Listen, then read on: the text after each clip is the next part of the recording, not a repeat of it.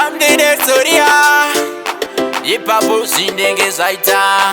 Altas Austin waya Posti one ayamawani style vakawanda vachadzinja asini ndiwe mudiwa wangu, ndiwe mudiwa wangu, mudiwa wangu ndiwe wandinoda, ndiwe mudiwa wangu, ndiwe mudiwa wangu, mudiwa wangu ndiwe wandinoda, ndiwe wandanga ndakamirira left time ndichinge ndakakutarira zuva ravauya baby vakawanda vakataura mamarasisi vakafara ipapo tete vaipururudza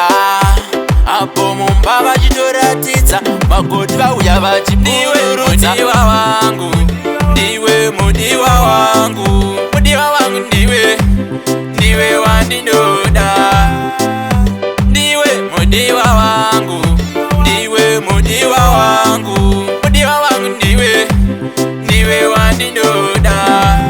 Kutirigodoka zuva ndisina kukuona mudiwa wangu anaindorova baby. Kutirigodoka zuva ipapo ndisina kukuona ndombotaira ipapo uchibva kauteni baby ipapo ndabvira kakuseni ndakakutarira kauteni ndiwe mudiwa wangu, ndiwe mudiwa wangu, mudiwa wangu ndiwe wandinoda, ndiwe mudiwa wangu, ndiwe mudiwa wangu, mudiwa wangu ndiwe wandinoda, ndiwe wandanga ndakamirira left time ndichinge ndakakutarira zuva ravauya baby vakawanda vakataura mamarasisi vakafara ipapo tete vaipururudza apo mumba vachitoratidza magoti vauya vachipururudza mudiwa wangu,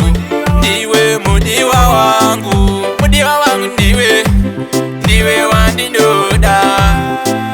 ndiwe mudiwa wangu, ndiwe mudiwa wangu, mudiwa wangu